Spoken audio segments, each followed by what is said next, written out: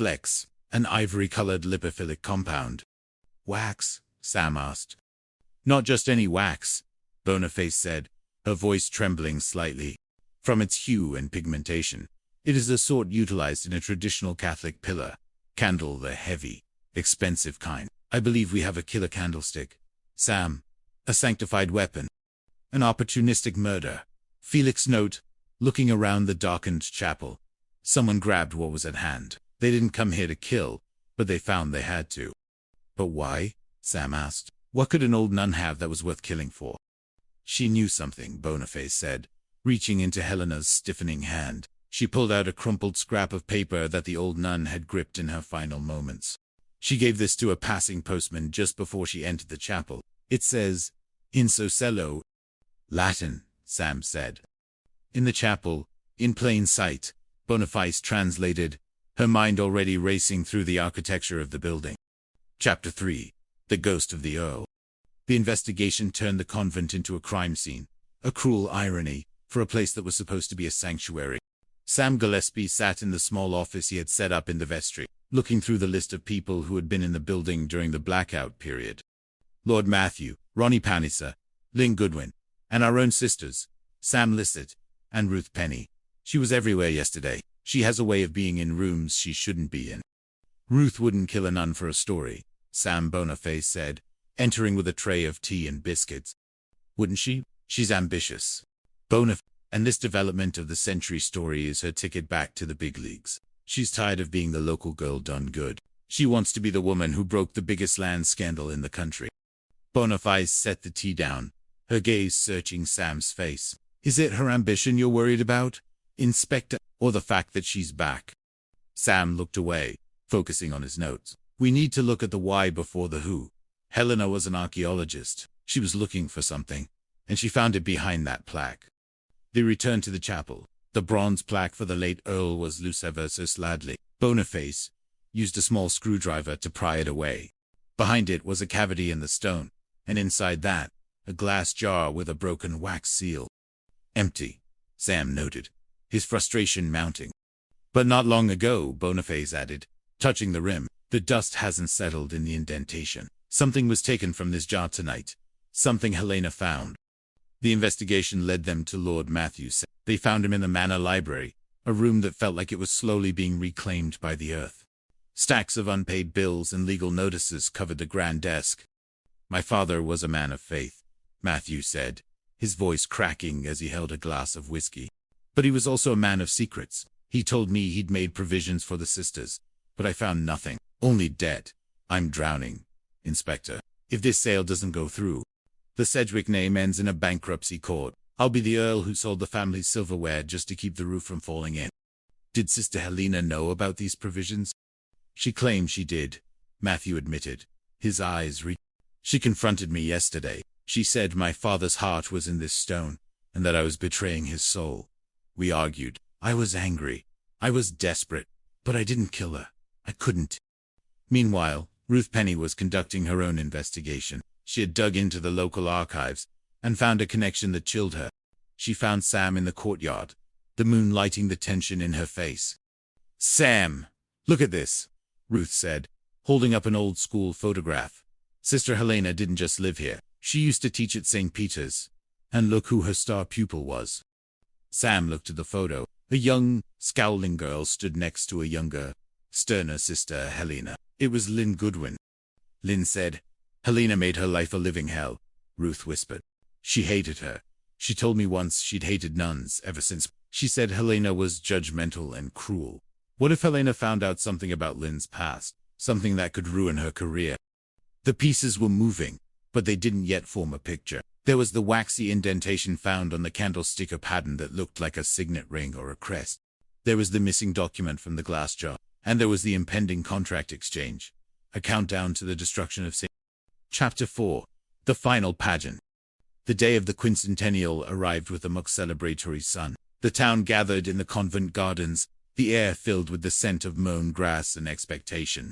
The sisters, led by Reverend Mother Adrian, stood in their finest habits, their faces masks of serene courage. To the crowd, they looked like statues of enjoyment. The pageant began. Sister Peter declaimed the history of the land, her voice ringing out over the crowd like a clarion call. 500 years, through war and plague, through kings and commoners, the land passed from father to son. The key to each and every one. But the key is not just of iron and brass, it is a key of service. As the play reached its climax, symbolic handing of the key to the town, Sister Boniface wasn't watching the stage. She was watching the hands of the guests. She was looking for the mark of a killer. She saw the glint of gold on Lord Matthew's hand. She saw the nervous twitch of Lynn Goodwin's fingers. And then she saw it. In the model of the developmental Lord Adam Sedgwick Towers, there was a small decorative crest made of heavy brass. It was used to weight the base of the model. Boniface's eyes widened. She remembered the indentation in the wax on the candlestick. The model, Boniface whispered to Sam, who was standing beside her. The killer didn't wear a ring. They used the model itself as a grip. They gripped a heavy brass corner of the model's base to swing the candlestick with enough force to kill. The pattern matched perfectly. But there was more. The Latin clue, in Sosilo ink. Boniface looked toward the woods, her mind clicking into place. The old chapel, Boniface realized. The one in the woods that was deconsecrated a century ago. It's still on the grounds, but it's in plain sight of the main road, without being noticed. She slipped away from the crowd, her habit fluttering as she ran toward the ruins on the edge of the estate. Inside the crumbling stone walls, hidden behind a loose brick in the altar of the forgotten chapel, a leather-bound cylinder. Inside was a deed of gift, signed by the late Earl, witnessed and notarized by a firm that had long since closed. It bequeathed the entire convent and the surrounding lands not to his son, but to the Catholic diocese in perpetuity. The sale was illegal. The land wasn't Matthew's to sell. The Earl had known his son was a gambler and a spendthrift. He had protected the sisters from the grave. She ran back to the gardens just as the speeches were beginning. Lord Matthew was at the podium, his hand trembling as he reached for the fountain pen to sign the final contract with Ronnie. Stop! Boniface's voice cut through the air like a bell. The crowd gasped. Sam and Felix moved forward as Boniface held up the deed. Lord Matthew, she said, her voice filled with a profound, bone-deep sadness. Your father didn't leave you with debt because he was a bad businessman. He left you with debt because he had already given his greatest asset back to God. You knew that. Didn't you? You found his letters? You tried to hide the truth? Matthew's face collapsed. The mask of the Earl shattered, leaving only a desperate, broken man. He looked at the model, the vision that was supposed to save him. She wouldn't stop, Matthew cried, his voice echoing in the sudden silence. Helena found the jar behind the plaque. She knew the deed existed. She was going to tell the bishop. If the sale didn't happen, I'd lose everything. The house, the title, I'd be nothing.